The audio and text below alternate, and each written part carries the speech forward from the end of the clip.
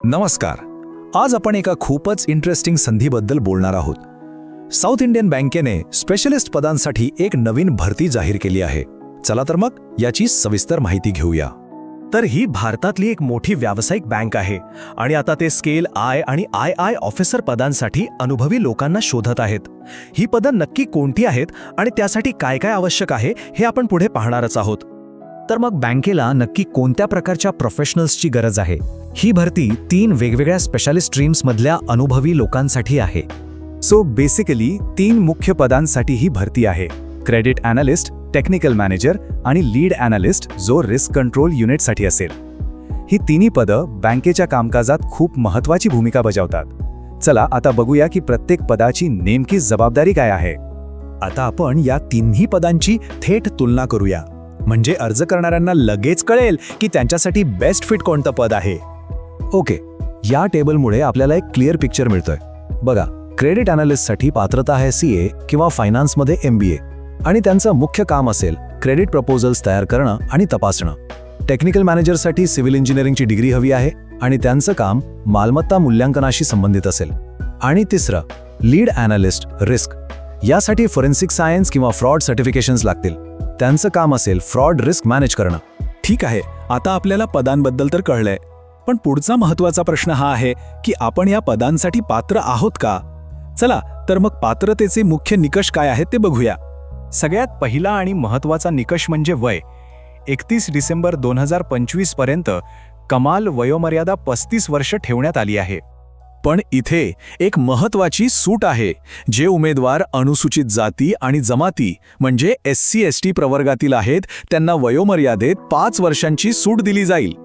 आता अनुभवाबद्दल बोलायचं झालं तर टेक्निकल मॅनेजर आणि लीड ॲनालिस्ट या दोन्ही पदांसाठी संबंधित क्षेत्रात किमान 2 वर्षांचा अनुभव असणं आवश्यक आहे. चला नोकरीच्या काही मुख्य अटींवर पटकन नजर टाकूया. परिवीक्षा कालावधी म्हणजे प्रोबेशन पिरियड 1 वर्षाचा असेल. एक चांगली गोष्ट म्हणजे इथे कोणताही सर्व्हिस ॲग्रीमेंट नाहीये. आणि हो, पोस्टिंग बँकेच्या गरजेनुसार भारतात कुठेही होऊ शकते. ओके, तर पात्रतेचे निकष तपासले. आता सगळ्यात प्रॅक्टिकल भागाकडे वळूया. तो म्हणजे अर्ज करण्याची प्रक्रिया. ही प्रक्रिया व्यवस्थित समजून घेणं खूप गरजेचं आहे. अर्ज करायच्या आधी बँकेने दिलेली ही एक अत्यंत महत्त्वाची सूचना लक्षात घ्या. कोणत्याही बनावट किंवा फसव्या जाहिरातींपासून सावध रहा. अर्ज फक्त आणि फक्त बँकेच्या अधिकृत वेबसाईटवरूनच करायचा आहे. अर्ज करण्याची प्रक्रिया अगदी सोपी आहे. फक्त 4 स्टेप्स आहेत. पहिली स्टेप, तुमचा फोटो, सही आणि रेझ्युमे तयार ठेवा. दुसरी, बँकेच्या वेबसाईटवर जाऊन ऑनलाईन फॉर्म भरा. तिसरी, तुमची कागदपत्र अपलोड करा आणि भरलेली माहिती एकदा नीट तपासून घ्या. आणि शेवटची 4थी स्टेप, अर्ज सबमिट करा आणि जो ॲप्लिकेशन रेफरन्स ID मिळेल तो जपून ठेवा. डॉक्युमेंट्स अपलोड करताना या काही गोष्टींकडे विशेष लक्ष द्या. तुमचा फोटो लेटेस्ट, पांढऱ्या बॅकग्राऊंडवर आणि 50 KB पेक्षा कमी साईजचा असावा.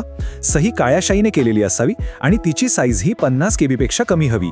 आणि तुमचा रिझ्युमे तो PDF फॉर्मॅटमध्ये 1 MB पेक्षा कमी साईजचा असावा. ह्या तांत्रिक गोष्टी महत्त्वाच्या आहेत, नाहीतर अर्ज बाद होऊ शकतो. आता आपण या भरती प्रक्रियेतल्या सगळ्यात महत्त्वाच्या भागाकडे आलो आहोत, म्हणजे महत्त्वाच्या तारखा आणि इतर अंतिम तपशील. हे खूप महत्त्वाचे आहे. तारखा लक्षात ठेवा. ऑनलाईन अर्ज 7 जानेवारी 2026ला सुरू होतील आणि 17 जानेवारी 2026ला बंद होतील. याचा अर्थ अर्ज करण्यासाठी फक्त 10 दिवसांचा वेळ मिळणार आहे. त्यामुळे शेवटच्या दिवसाची वाट बघू नका. आणि आता काही शेवटचे पण महत्त्वाचे मुद्दे. सगळ्यात चांगली बातमी म्हणजे अर्ज करण्यासाठी कोणतंही शुल्क नाहीये. निवड प्रक्रिया 2 टप्प्यांत होईल. आधी अर्जांमधून उमेदवारांना शॉर्टलिस्ट केलं जाईल आणि त्यानंतर त्यांची प्राथमिक किंवा थेट वैयक्तिक मुलाखत घेतली जाईल. हा निर्णय पूर्णपणे बँकेचा असेल. तर ही सगळी माहिती ऐकल्यानंतर आता एक महत्त्वाचा प्रश्न उरतो. बँकेच्या टॅगलाईन प्रमाणे एक्सपिरियन्स नेक्स्ट जनरेशन बँकिंग. तर ही तुमच्यासाठी तीच नेक्स्ट जनरेशन बँकिंगची संधी आहे का, यावर नक्की विचार करा.